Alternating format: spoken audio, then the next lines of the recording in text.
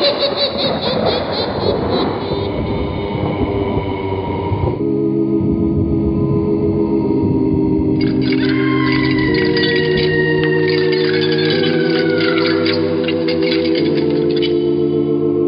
Mysterious Old Radio Listening Society podcast.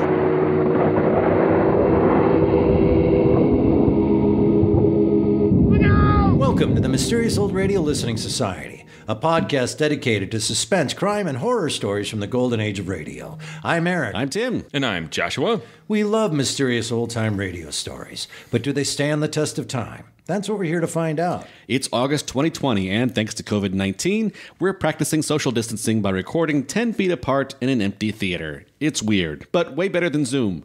For the first time in a long time, we're taking a break from listener requests to feature an episode of my choosing, John St. John, from the series Pat Novak for Hire. This series has a convoluted history. Created by actor Jack Webb and writer Richard Breen, Pat Novak for Hire began life in 1946 as a West Coast regional broadcast starring Webb as Pat Novak.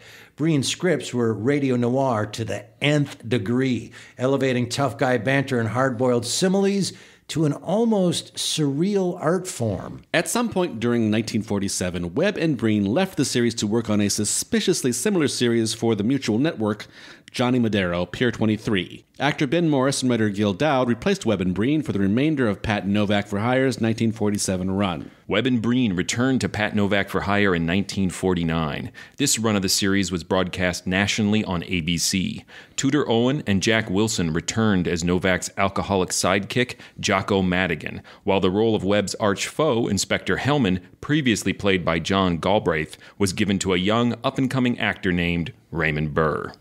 Many of the scripts from the West Coast run were reused for the ABC series, including John St. John. This version you're about to hear is the original production, sponsored by Gallon Camp Shoes, a popular California retail chain for nearly 50 years. And now let's listen to John St. John from Pat Novak for Hire, first broadcast October 13th, 1946. It's late at night, and a chill has set in. You're alone, and the only light you see is coming from an antique radio. Listen to the sounds coming from the speaker, listen to the music, and listen to the voices. Gallon Camps present Pat Novak for Hire. Cinderella lost a shoe and so she got a maid. The modern miss has learned from this in Gallon Camp Shoe Raid. More miles to a Gallon Camp. Yes, Gallon Camps, the family shoe stores with the yellow fronts, the largest shoe chain in the West with stores from Canada to Mexico to serve the West. GALLENKAMPS, Gallon Camps present Pat Novak for Hire.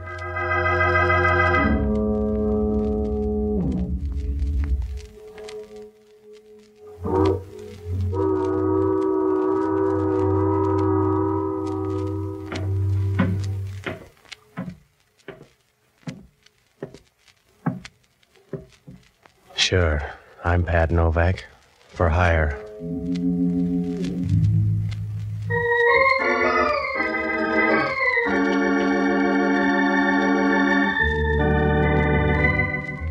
That's what the sign out in front of my office says, Pat Novak, for hire. Down on the waterfront in San Francisco, you don't get prizes for being subtle. If you want to make a living down here, you got to get your hand in the till any way you can. You rob Peter to pay Paul, and then you put it on the cuff. It's a happy life if you don't mind looking up at a headstone, because sooner or later you draw trouble a size too big. I found that out Tuesday night. It was about 11 o'clock when I came out of the office, and I started down the waterfront. It was raining, and the street was as deserted as a warm bottle of beer. As I got near the corner, an old man stepped out of the darkness and started across the street. It was a short trip because a car started up down the street, and the old man couldn't have made it with a pocket full of aces. Well, I started over to him. The car slowed down for a moment and then turned the corner and disappeared. As it passed under the streetlight, I caught a glimpse of the license plate in a dull, surprised way, the way you'd grab a feather out of an angel's wing. I bent over the old man and I rolled him on his back. He was breathing hard as I cushioned his head. Please help me. Can you please help me? Well, that's a big order, mister. I must talk to you Well, if you got any good quotes, you better get them off your chest fast. My pocket. Inside my pocket. Please put your hand. In here? Yeah. Sure. 2 envelopes. What about them? One is money for you. You have the other one. So far. The other one, please keep sealed. And you will give it to John St. John. John St. John? Yeah. Well, where's he live? You don't understand. It's not... I want to tell you. You don't understand. Well, he was right on that one. I didn't understand a thing except he slipped out of my arms and stopped paying taxes. I dragged him over to the side and I went through his stuff. There was nothing there, no identification, just a card with an address on the other side of town. I opened the envelope and $300 tumbled into my breast pocket. The other one was sealed. There was no name on it, but up in the corner there was some kind of marking. It looked like 2 crosses spliced together. There wasn't anything I could do for him except pray, and I owe some back dues, so I went over to my office and called police headquarters. I told them where the old man was, and then I checked in the phone book. There was no John St. John listed. Well, so I looked up the only honest guy I know, an ex-doctor and a boozer by the name of Jocko Madigan. A good guy, but to him, a hangover is the price of being sober. I finally found him singing in a Mason Street bar. Dinky, dinky, derbyshire, dinky, dinky, day. Jocko, I want to talk to you. Ah, Patsy, you're just in time for the counterpoint. I'm singing a song, a little sentimental thing from my childhood. It'll keep.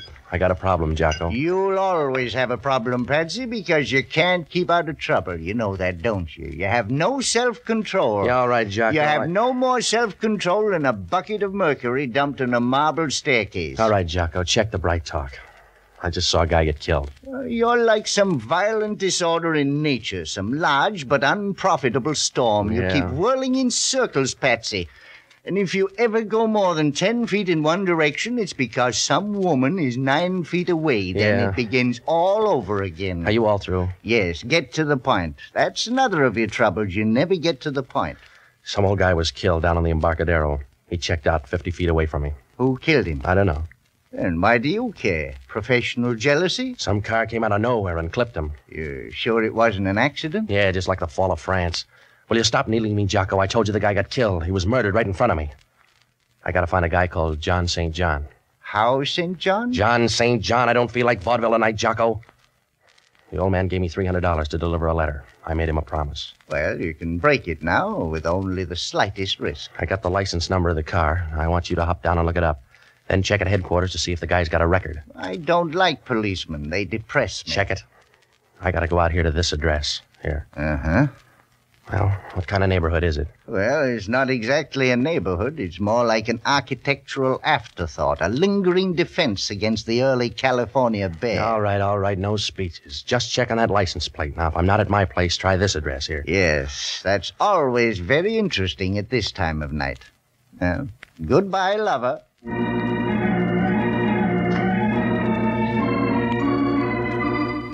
Well, Jocko was right about the neighborhood. When I left him, I doubled by my place, and I left the envelope. I put it in another envelope and stashed it behind some books. Then I headed out to look up John St. John. It must have been about midnight when I got there, and it was the kind of a neighborhood where a for rent sign reads like a ransom note. I found the place, though. It was an old rooming house, a third-floor apartment. I knocked at the door, and when she opened it, I knew it was time to wire home for money. If they pick a Miss Blowtorch of 1946, she'll be right up there in the running. A tall, blonde blister with lots of Fahrenheit. She stood there leaning against the door, smiling and looking at you as if you had gold-plated muscles. Gave you a weak feeling where your dinner ought to be. And her voice came right out of the oven. Well, you're out kind of late. Yeah. I'm looking for a guy named John St. John. Oh? Won't you come into my cobweb? Sure. For a spider, you're nice and chubby. Well, a Spider-Man. My name's Lee Norton. You want to write it down? I'm Pat Novak, and I'm looking for a guy named John St. John. You seem to be running a temperature on the subject. I don't know a John St. John. Well, I found a dead man lugging around your address. Why? I don't know. Perhaps he admired me from afar. Like a sunset or something. No, he stopped admiring sunsets about 20 years ago. I see. What are you, the avenging angel? He gave me a sealed envelope. And you were supposed to give it to a man named John St. John. That's right. He gave me $300 to ease the pain. Yeah, I figured that. You don't look like the charitable type. He was a nice old guy, so I'm going to find his boy. Perhaps I could help you. You got a clear, fast track. Let's see you go. I told you I don't know John St. John, but I'll do this much. Yeah, I know. You're going to be big-hearted and offer to take that letter just in case you ever meet someone named John St. John. How did you pay the rent this month? Keep the kettle on. I'll only be a moment. Hello, Lee. If we're early, just give us a magazine. No. Come on in. Thank you. Well, just enough for bridge. You're right. You're only gone a moment. Who are your friends? Don't sulk.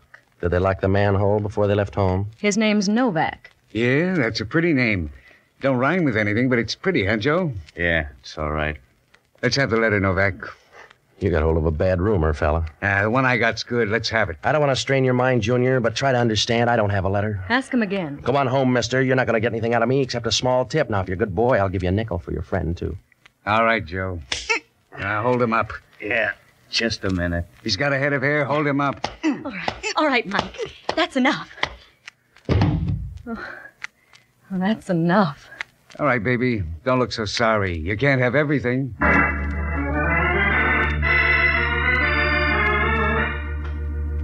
We'll be back to Pat Novak in just a moment. Have you ever worn uncomfortable shoes? Perhaps the size was wrong or the shoe was the wrong shape for your foot. But no matter why, there's nothing more uncomfortable than shoes that don't fit. The more you're on your feet, the more you know it. Gallencamps specialize in properly fitting shoes for the whole family, right from the toddler's first important step. And Gallencamp's good shoes are built to give support to active feet. Listen to an authority on shoes. He's Mr. John F. Stahl, 64 years young, a retired postman with a hobby. You guessed it, he likes to walk. He says, I've been on my feet most of my life. Since 1935, when I retired as a letter carrier, I walked 10,000 miles. I just walked to San Francisco from Trinity Center, California. That was 410 miles. Walking is fun, but take it from me, you must have good shoes. That's why I stick to Gallencamps. Gallencamps are good shoes. and there you have it from a man who knows. Gallencamps are good shoes. That's why Gallencamps are the West's favorite shoes, and Gallencamp's tremendous volume makes possible Gallencamp's reasonable prices. For style, for quality, for reasonable price, for good shoes for the entire family, visit the stores with the yellow fronts. Mr. Stahl walked 410 miles to shop at Gallencamps, but there's a store in your neighborhood. And now back to Pat Novak for hire. You know, it's easy to sleep if you got the right friends. When those two gon-ups were through, I hit the floor and made Rip Van Winkle look like an insomnia victim. I didn't like the floor, but it was in better shape than my face. I don't know how long I was there, but it must have been a couple of hours. I rolled over once and tried to get up, but it was like trying to barbecue a cake of ice. There was a sick, sweet smell in the room. I tried to place it, but my nose was out on strike, so I went to sleep again. Next thing I knew, it sounded like New Year's Eve. Here you go, Patsy. Now, up on the couch. What's the matter? Nothing. If you're a kitchen stove, the room's full of gas. Oh, some of my playmates, I guess. Well, you weren't at the apartment, so I tried here. Yeah? What time is it? 2:00. Who got the quaint idea of the gas chamber? A girlfriend. It was love at first sight.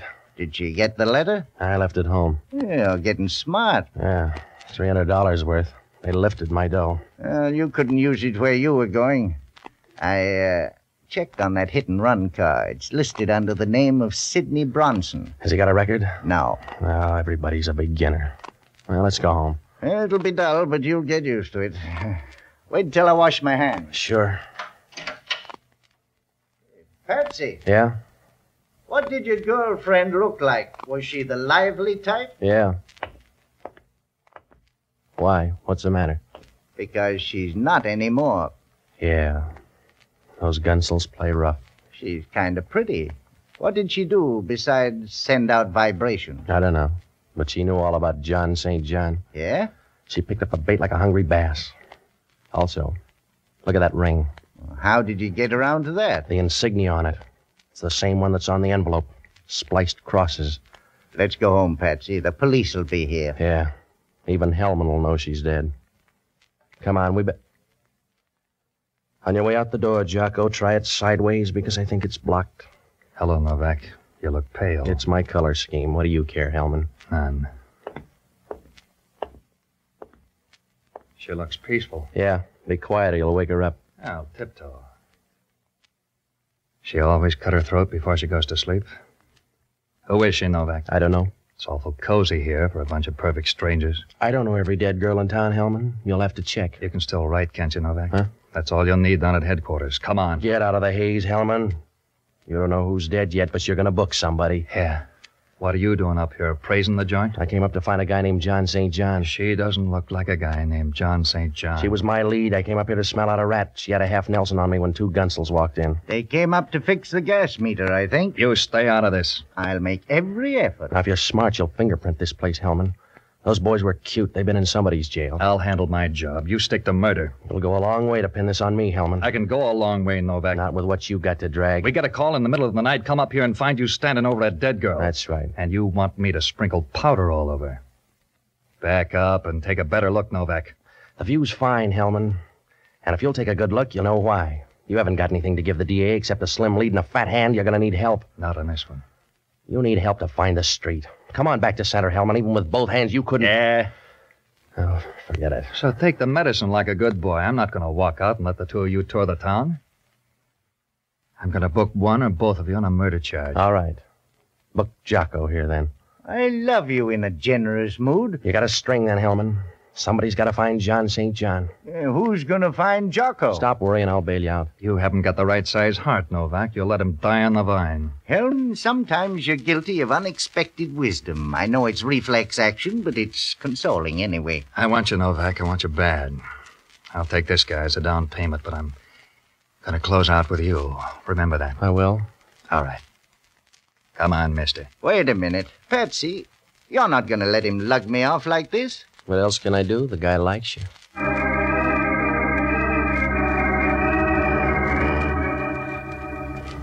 Now, it was a bum curve to throw Jocko, but somebody had to dig us out of a hole, and Jocko wasn't the boy. You can't shovel dirt with a bar rag. I had no idea where to start. There were two murders, and they were both tied up with John St. John. He didn't look like a good guy to know. There was that insignia, too. The one on the letter, and the girl's ring. Oh, sure, it could be coincidence, but that's what they said about Bluebeard. The only thing I could do was open that letter, so I went back to the apartment. I didn't have to turn on the light. They were running in pairs tonight. She was sitting there on the couch, proud of a pair of long silk legs and smiling like a guy who knows he's got $1 million in the bank. She was blonde, too. A little more lemon juice, maybe, but blonde anyway. She was nice and comfortable, and I got the idea she'd just signed a lease. Good evening. How do you do? Not very well so far. A sly remark, Mr. Novak? No, I'm just bringing you up to date. Your girlfriend's dead. Yes? Yeah. I just want to let you know the gas jet's out in the kitchen. Oh, don't shout. I'd like you better if you purred. I don't need your vote. Who's John St. John? I don't know John St. John. Is he worth breaking your heart over? There's a good guy down on the clink sweating out a murder rap for me, so I want John St. John. You've got nice friends. Who's Sidney Bronson? How does that fit into the picture? This started with a waterfront corpse. The leftovers belong to an old guy that was hit by a car. The car's registered in the name of Sidney Bronson. Mr. Novak, you seem so intense. It's a pity to waste it on random speculation. I told you. I got a friend in the jug. Loyalty's a nice trait. One of your nicest. Yeah. You're a pretty thing, Patsy. Well, don't get fooled by the wrapper. I'll take a chance. Anybody ever brief you on trouble? You're hard to see that far away. Come on over into focus, Patsy. Yeah. You're pretty, Patsy. You look like you want to bill a sale. I'm the gentle kind, Novak. I'd just like to break your ribs. Go ahead. I can get a brace. Come here. Mr. Novak, I'll bet you do a swell rumba. Yeah? What's on your mind? What you're going to say when you find out about this gun. Huh? That's right, sweetheart. My finger isn't hollow. Back up and take a look at the gun. Oh. You got to that purse, huh? That's right. Well, you've ruined my confidence. And I'll give you a testimonial. In the meantime, I want the letter. You go after everything the same way. I want the letter. Well, it's in the desk. Come on. Right here in the top drawer. Oh, let go. Stay away from me. I'm already here, lady. Come on, all right. Drop the gun, sis. Drop it. Well, you can let go of my arms now. Well, that's your version. Let go of me. Let go of me. What was that for? A little something on the house. Now beat it. Well, you've ruined my confidence. You're lucky. Go on home. You won't change your mind about that letter? No. Suit yourself. I'll be going. Oh, Patsy. Yeah? I can't help you on John St. John, but I wouldn't worry about that fella, Sidney Bronson. Huh? Why? Because I'm Sidney Bronson. See you soon.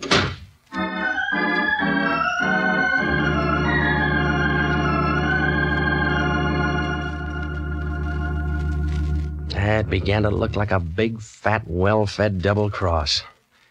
I had to find out what was in that letter, so I made tracks for the bookcase. All I could do was browse because the letter was gone. Well, things didn't look rosy for me or Jocko. I was about to buy a file and bake a cake when the phone rang. Hello, Novak. Oh, Hellman. The coroner got a report on that dead girl. She died at 12:30. Well, that's pretty close. What's he got, a stopwatch? 15 minutes either way. Those fingerprints panned out, too. Yeah? A couple of L.A. strong-arm men. Well, that's new for L.A. You got a call out? We already picked them up. Your favorite's named Welcome Dangliers. I could make a joke. I already got one. They're set up with a perfect alibi for 12:30. That means I killed the girl. Nobody's arguing. I got some more news. Yeah? I'm out at the Seal Rocks. Well, you got the figure for it. We just found an envelope floating around the water. It's one of yours. You better come on out. You found an envelope, so what? So the envelope turns out to be in some guy's pocket. Come on out.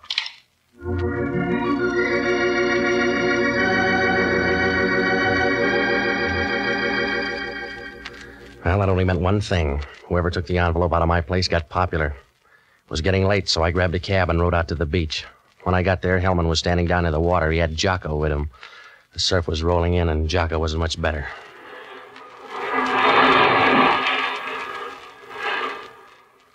Hello, Patsy. Hello, Jocko. How's jail? Dry. Thanks for coming, Novak. You're sweet. Where's the envelope? Here. Mm-hmm. Yeah, it's the same one. That makes you look good. There was a letter in here. Did you take that with the guy's money, Hellman? You got all there is. This guy on the beach is the third one. It's my opinion the case will solve itself. We're running out of people. Who is the guy? His name's Walter Avery. Here's his stuff. Yeah, what's left? Well, the spliced cross really gets around. Eh? Keeps bobbing up. Here it is on this guy's fountain pen. I'm going to run this guy through the morgue, and then I'm going to look you up, Novak. Yeah? Sure. We want you down with us. That's right. I'll introduce you to all the best people. Good night, lover.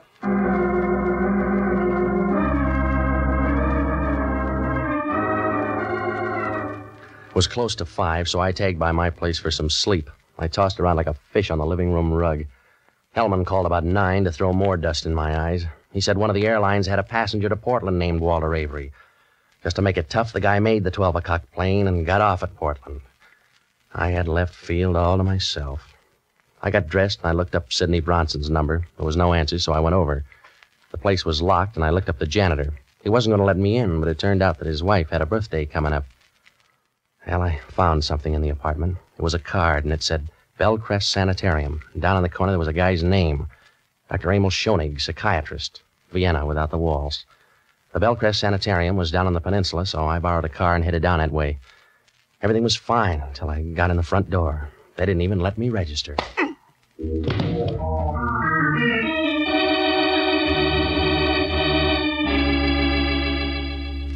I woke up on a couch in Schoenig's office. It was dark outside, and my left arm was throbbing like a love story in a woman's magazine. The radiator sitting beside me was Sidney. You're a deep sleeper. I think I got some help. What happened to my arm? Hypodermic. You only need one arm, anyway. In your case, I need a spare. Who did it? Dr. Schoenig. Oh, he's a darling boy. Where is he? Out on the phone trying to figure out what to do with you. What's that make me, a patient? That's one way of putting it. You made things easy. We were coming to you for the letter. You want to try that over again? We were on our way when you stumbled in. You're wrong, Sid. Somebody's given you a fast pitch. That letter was gone when you were up at my place. I don't want a bum rib, Patsy. I want that letter.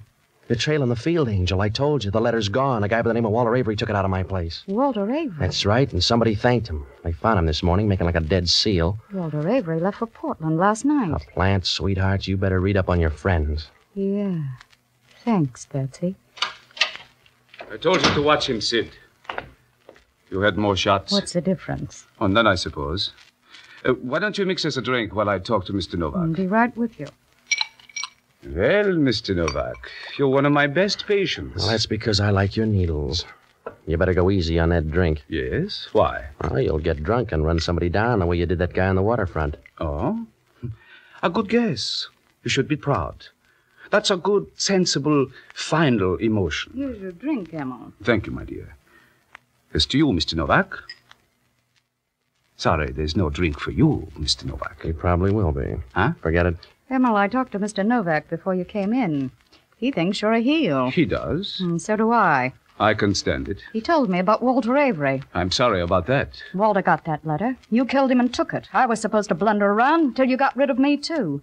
That's a bum joke, Emma. You're getting hysterical. With laughter, Emma. You put one of your boys on the plane. Only Novak aired the wash too fast. Suppose I did. Somebody ought to bring you up to date, Sidney. You've been hanging on too long. The free ride's over. I might as well tell you now you're all through. I carried the whole bunch along and... and I'm all through. Steady, Emma. What's the matter with me? What's the matter with me, Sid? Give him a hand, Novak. He just had a bad drink. You wouldn't do that, Sid. I'm full of surprises. You got a stomach full of poison. You got a stomach full of poison in 15 seconds, Emma. Put down that gun, Emma. I want you to, Sid. Please, Emma, put down the gun. I'm a selfish fellow.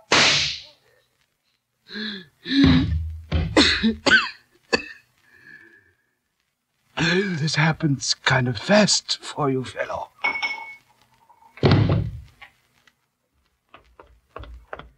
Lots of noise, huh, Patsy? Yeah. I'll get you a pillow. I'd rather have your lap. You get mercy, not love, baby. Yeah? Thanks for small favors. How do I look? Not so good. That was the 3-2 pitch. Yeah, I had it coming up. I'll tell you about John St. John. I know. There was no such guy. That's right. It was the name of the group. Those spliced crosses? Yes. You found out a little late, but it's always that way. That's the way I found out about you. Yeah? I had a funny little hunch about you and me. I found out a little late. But I know now, Patsy. Does that help?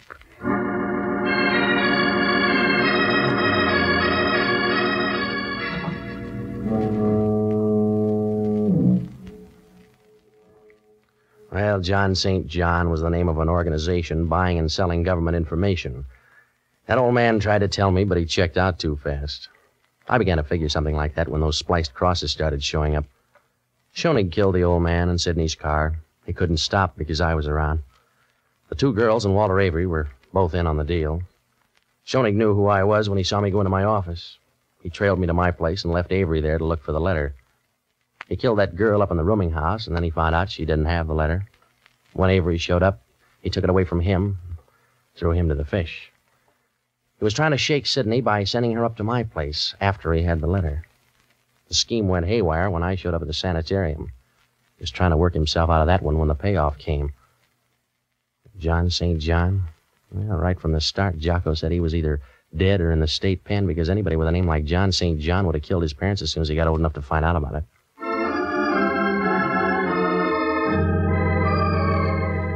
We'll return in a moment to find out what bothered Inspector Hellman.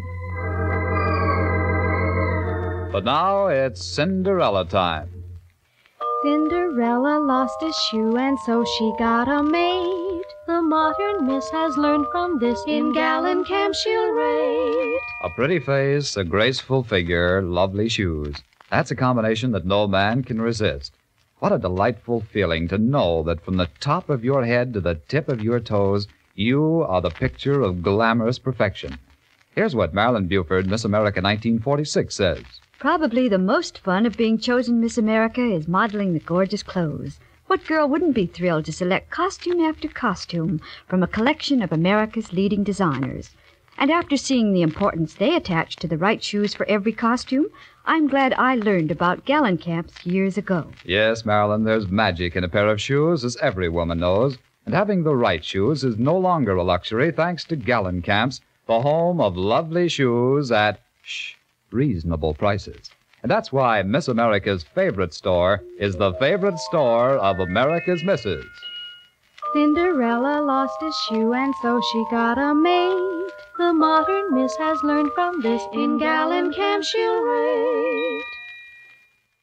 And now back to Pat Novak. It worked out all right. They found the letter out at Schoenig's place, and there were some plans for jet planes and a few other trifles. Hellman asked only one question. How come Schoenig didn't kill me before I could talk to the girl? It's always that way with a guy who commits murder. Either he goes too far or he doesn't go far enough.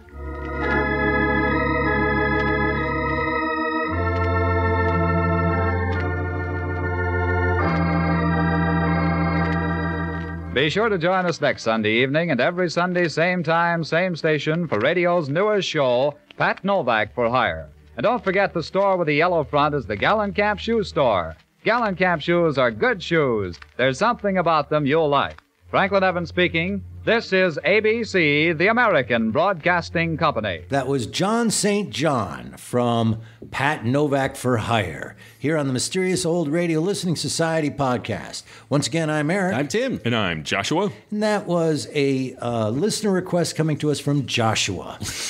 Joshua, who is a I love your podcast, guys. It's a long time since I've said whose pick that was. We've been doing listener requests for so long, which was great, by the way. Yes. I love not thinking. But let's just start this with why, Joshua, you were like, I want us to listen to this and bring this to the podcast. I just love this series because, as we mentioned at the top, it just takes this hard-boiled aesthetic and these similes and metaphors that we associate with film noir and hard-boiled literature, just pushes it about as far as it can go, dips its toe in satire, but yet what I like about it is that it still works as a piece of crime drama. And so, like, it's really weird. And I think it's that tonal shift, the refusal to go all the way into complete tongue-in-cheek parody, but just having a sense of abandon when it comes to the aesthetic and the flexibility of language. I think you said it best in the intro to our podcast. It's surreal. It's a giant excuse for simile after simile after simile after simile after simile, to the point where, I'm going to be honest with you, I can't follow it. I'm like getting lost in what the action really is. And when you do break down the action, sorry, I'm giving all my information out. These are all my notes. When you do break down what the plot is, it's really not much of anything. Noir is never about the actual plot to a certain degree. I think I mentioned on the podcast before, but Raymond Chandler's famous quote about he was only interested in stories that created great scenes. Right. And that's the side of the private eye.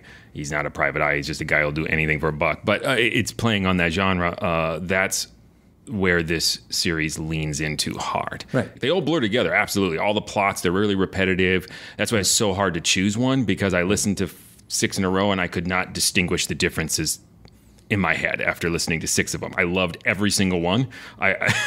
And I went back to this one just because it stood out, because it's a little different with the old man being hit by the car and giving him a letter. And I remembered this one as a distinct episode. There is a little sort of candy store element to it of, this is sweet and delicious and I love it, and it's all kind of the same. Like every interaction with the woman is going to be like sexy, hot, flirty thing, and then like she dies. All right, next lady, sexy, hot, flirty thing, and she dies. I mean, it's... Oh yeah, femme fatales are disposable here. They're like Kleenex. It's like, I'll get another one. Yes. Right. And I say that loving candy stores.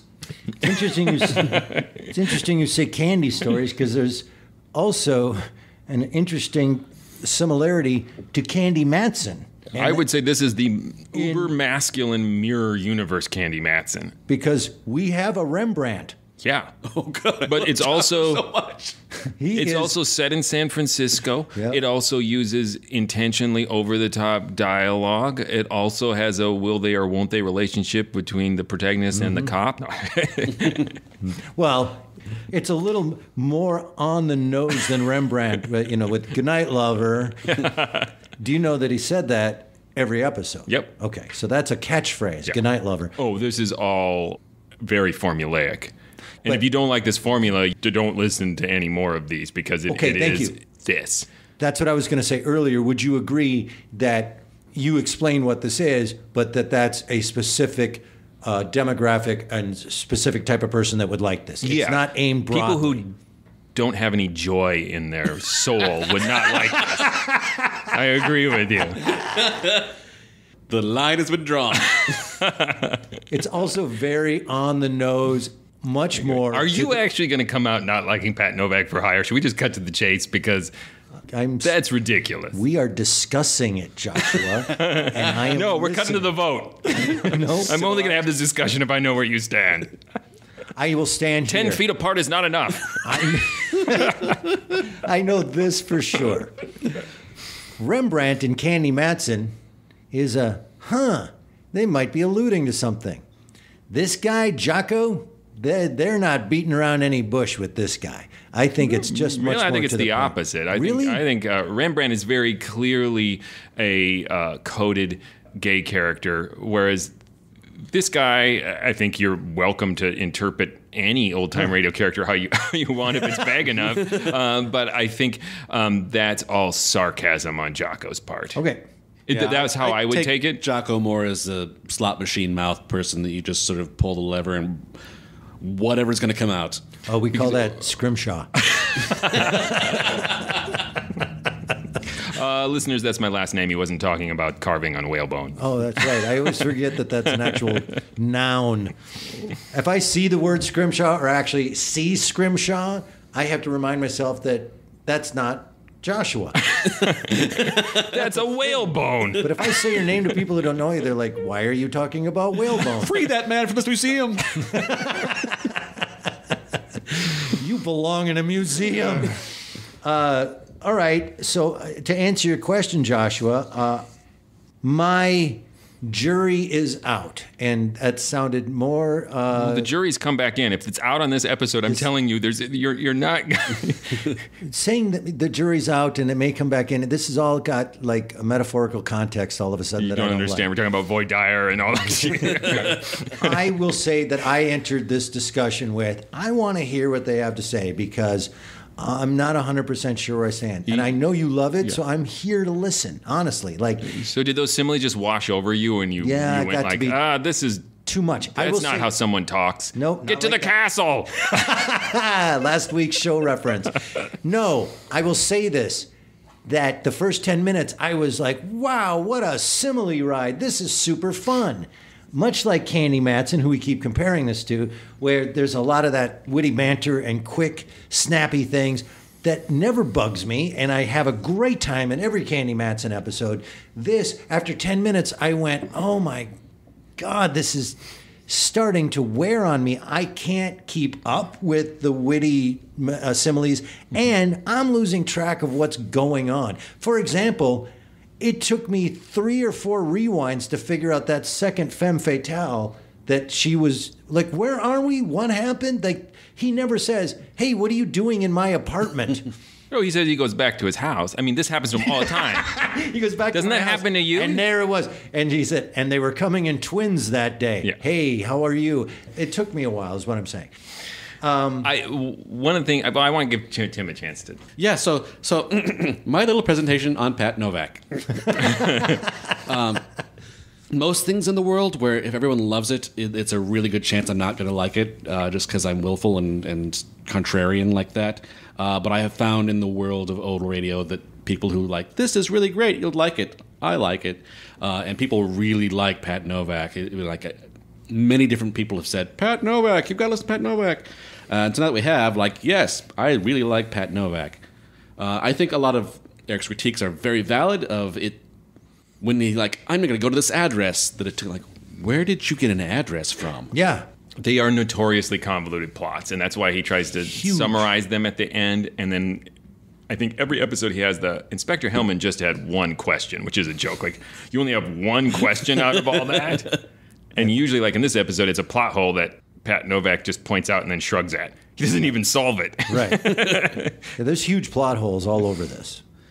Yeah, it's not a show for plot holes, though. But that's what I'm getting at. They don't care, is my point. What I'm agreeing with you on is I think that the attraction to it really is about the amazing amount of similes, which, you ready? Mm-hmm. Amazing similes. They are phenomenally not only funny, but clever and wonderful. It's just not a plot. Well, there's the moment when he's first talking to Jocko and he's chastising him of none of the funny talk. Let's just get to it. That it is true that you can feel every character who opens their mouth. There's a couple exceptions, the cop being one. It's they're working hard to get this zinger out. And what makes it work is these zingers are great. There is also the one thug, which I always loved, this one thug that I think was called Joe, who's the one guy who just is assigned, you have no zingers. You're just yeah. But you can tell the actor got caught up in it all and wanted to deliver them as if they were zingers. So it had this nice quality of the lines falling flat on their face, and Pat Novak's no. Right.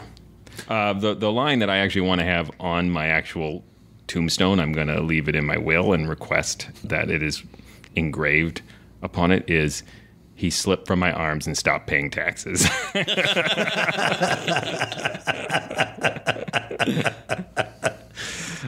Makes me so happy. The writing is phenomenal. It is a college course in similes. It's weirdly Oscar Wilde-esque, I dare say.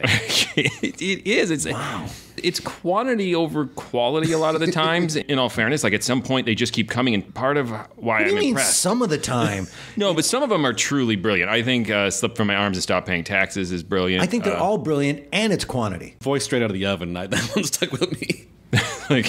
What's that? A voice straight out of the oven. Yeah, and some of those just get surreal. You've established she's attractive, but we've still got 3 more good ones. So. Yeah. For a spider, you're nice and chubby. Those are those weird ones that are what? You're a Spider-Man. So, with great power comes great responsibility. My favorite line from Jago, though, and this is going to generate into just quoting lines from it, but that's kind of why people love Pat Novak. But you have no more self-control than a bucket of mercury poured on a marble staircase.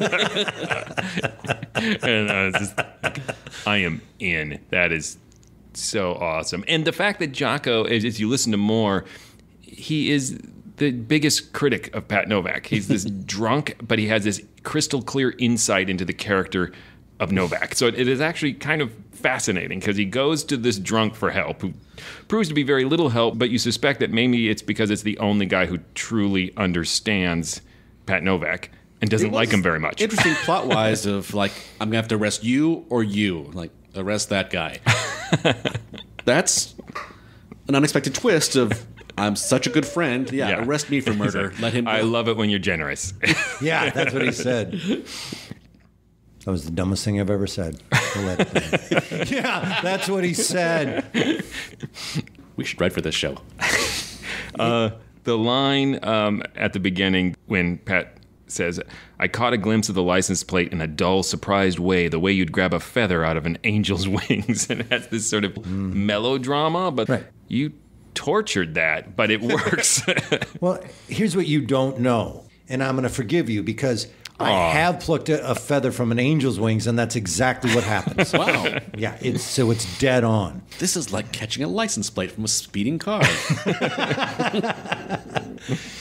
I think you're right, Joshua, that sitting around and quoting this is absolutely a lot of fun, and what it devolves to, which is exactly why people love this, which is what this show is all about. And I didn't write down one of them. I don't have any notes because they were so fast that I would you have to just give up. I would gave up. I was like, oh, that's funny. Oh, that's funny. Oh my God. I cannot keep up. And honestly, I love this series, but it's part of the reason I've never brought it to the podcast till however many years we've been doing this, because to a certain degree, as Eric points out, there's not a lot of plot. There's not a lot of subtext. It does just devolve or evolve, depending on your point of view, into like, that was funny when he said this. Right. And it's not a critique, but it doesn't lend itself to in-depth discussion. No. There's not a lot more to it than just this bravado dialogue. Any other thoughts? I just have more quotes. Give us 2 more quotes, Joshua. We'll give you 2 more. Oh, that's so hard to decide. What are some of my favorites? The kind of place where a for rent sign reads like a ransom note. Yeah, that's a great line. Beautiful, hard-boiled line. I do like, and this one's a little light on it. In other episodes, there's more brutal verbal sparring between Pat Novak and Inspector Hellman. Mm-hmm. But when he calls him and says, yeah, I'm out at Seal Rocks, and Pat says, well, you got the figure for it. Yeah. It's just... Yeah. And what I will say in a more analytic way, that one of the reasons I like this particular episode is that there is a little bit of human side to Pat Novak that is shown through his desire to follow through on this dying man's request to get this letter to John St. John. It's not just because a beautiful woman showed up in his door, which is most of how the episodes start. But yeah, it's mainly the quotes. I've got one. It's actually when Jocko's arrested, and it's the last beat in that scene of Pat Novak telling him, what can I say? He wants you. Yeah. And I have one myself. Yeah, just like the fall of France. I don't remember what the setup was. I wrote that down because I laughed out loud, and I don't know what the setup was. And I enjoy occasionally how brutal it is. At the end, he was so nonchalant about the woman who was shot that at first I couldn't tell if she'd been shot. Right. He says, I'll get you a pillow, and she says, I'd rather have your lap. And he's like, you get mercy, not love, baby. Which is like a Telly Savalas line. Right. Did we have Raymond Burr in this episode? This is an earlier one, pre-Raymond Burr. As far as I can tell. If I'm wrong, I'm wrong. But I don't think he started till it went to national on ABC. I will say, those shoe commercials confused the hell out of me. Like this Cinderella song, like what are you selling? What's happening? Yeah, and it was an And eventually you get the shoe connection, but I wrote down the jingle because I was trying to understand it too, and it doesn't make sense at all. Yeah, thank you. I was an odd commercial. I mean, it's a coup that they have Miss America in 1946 or whoever. Says, was that Jocko? Yeah. I walk 400 miles a day. Oh, yeah, the postman, the sad postman is like, never mind, Miss America is here. You don't want to hear from me. I'm just an ugly postman. I sure like comfortable shoes. We did not have Raymond Burr, but we did have George Fennerman. That is your announcer, you know. Yes. From You Bet Your Life and many other things. Just a little trivia. Nice. Nobody cares. All right. Let's send it to the vote. Tim. This is a tough one because I would say the Pat Novak series, assuming that it's all like this, which it sounds like it is classic. I mean, it's so funny, it's so sharp, so surreal. But I also don't know that I can pick out like that one. That's a classic. So I would give it a general classic because I think it is something that everyone who's a fan of old radio should hear this at least once. Yeah, I agree with Tim. I think Pat Novak for Hire as a series is classic, but part of their strength and their weakness is that everyone is the same. It's just new, exciting similes. You're like, yay!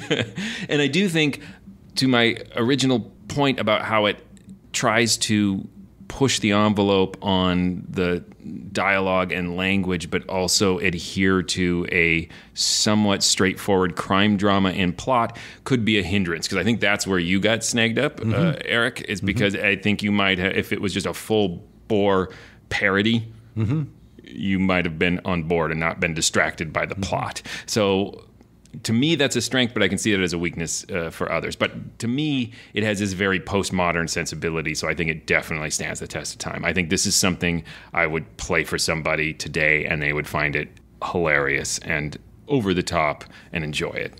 I agree with both of you very much. I will say that it is a distraction to decide what to focus on. the fact is, you're supposed to be focusing on the patter and the similes and the dialogue, right? Because that's noir and that's what it's supposed to be. If you enter it with, oh my God, shut up. Who's this woman? Who killed who now? What are the clues? Then you're going to be mired in a nightmare. I will say this happens to me with Mystery Science Theater 3000. Regardless of how bad the movie is, sometimes you're like, shut up, guys, I'm trying to watch the movie. Sometimes I'm trying to follow the plot of the bad movie, and they become noise of like, oh, yeah, funny. But wait, now what's this guy doing here? And I have to stop myself and go, that's not why you're watching this. Why in God's name would you have this on and try to tune out the robots? So I think that's what happened to me on this one. And when you go back and you listen to it a second time, it's still really fast. I think that it stands the test of time for what it is. And it is a tutorial in noir to the point of almost parody. I think it stands the test of time in the sense of I definitely would give this to someone who'd never listened to old-time radio before and say, listen to this, because I don't know how you couldn't find most of them funny. So I will also say that it is historically significant in the sense that through these Pat Novak for Hires, you hear the development of Sergeant Joe Friday and the beginnings of what becomes a huge classic piece of American culture. Yeah, the national series on ABC overlapped by 3 weeks, the premiere of Dragnet, and he pretty much left Pat Novak for Hire to continue on with Dragnet. Again, Dragnet is important pop culture-wise. Continually take Jack Webb for granted. We talked about all this and the clever dialogue, and we didn't say anything about Jack Webb. I mean, he sells this. It has that rat-a-tat-tat delivery, and if he lingered on these jokes like a second too long, they would crash and burn. Like, it is perfectly delivered by Jack Webb, so a lot of credit goes to him. All right. Tim, tell him stuff. Please go visit ghoulishdelights.com. That is the home of this podcast. You'll find other episodes there. You can comment on episodes. You can vote in polls on episodes. You can click on links to our social media pages and like things and comment things there. And you can also send us a message if you have comments, just you want to get directly to us, or if you have suggestions or recommendations of things you want us to hear. We will add it to our list and get to it eventually. And you can play the Mysterious Old Radio Listening Society game. That's not a thing. No. We should make that a thing. The game is where you guys promise things on the website and then I have to make them happen. It's a great game. You can also go to patreon.com/themorals and support this podcast. We have members-only podcasts that are just for Patreon supporters. So if you become a member, you can download and listen to, we've got maybe 30-some episodes of members-only podcasts. So check that out. You can also go to iTunes and write a review. I'm going to challenge our listeners to make as many reviews with as bizarre similes as possible, as long as they're positive 5-star similes. If you'd like to check out our theater version of Mysterious Old Radio Listening Society, where we do live recreations and original works of old-time radio dramas and radio dramas in general, go to parksquaretheater.org. That is where our home is. Right now, during 2020, it varies from month to month. So depending on when you buy a ticket, you may be watching us live on stage without an audience perform radio shows. You may be listening to audio recreations with live Q&A on Zoom. But the price is always right. So please help support Park Square Theater and us and check out some of our live stuff. And one of these days... I'm going to say this because we tiptoe around it. When the day comes, we can go back into theater and have an audience. I think we're still going to be offering the ability to see us perform live for those of you who don't live in the Minnesota, St. Paul, Minneapolis area. All that being said, also about theater, that we would really like to thank North Garden Theater, which is on West 7th Street in St. Paul, dear friends of ours, Ryan and Tina North, who are allowing us to use their theater space that's not being used right now.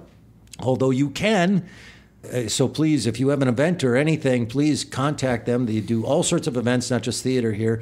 It is an event center and theater space. But they let us record our podcast in here during these times, which is a lot more fun to see you guys, despite the fact that your razors are broken, and instead of doing this over Zoom. So thank you again to Ryan and Tina in North Garden Theater. What is coming up next? Next, we are going to feature a yet-to-be-determined episode of The Adventures of Sherlock Holmes. Until then... Goodbye, lover.